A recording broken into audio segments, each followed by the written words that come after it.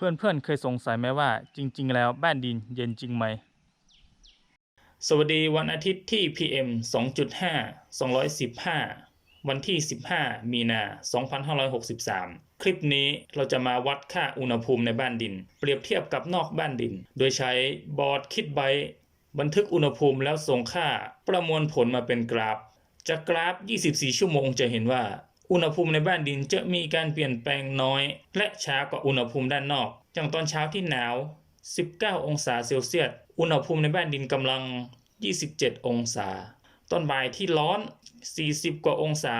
อุณหภูมิในบ้านดินกำลัง34องศาเซลเซียสเท่านั้นสรุปได้ว่าบ้านดินมีผนังที่หนา40เซนติเมตรทำให้เก็บอุณหภูมิได้มากกว่าบ้านทั่วไปในฤดูร้อนก็อยู่ในบ้านดินตอนกลางวันแบบเย็นสบายช่วงเย็นค่ำๆก็ต้องออกมาอยู่ด้านนอกที่เย็นกว่าในบ้านดินผมรู้สึกว่าบ้านดินเหมาะกับฤดูหนาวเพราะว่านอนอุ่นสบายในตอนกลางคืนแล้วเพื่อนๆมีความรู้สึกอย่างไรกับบ้านดิน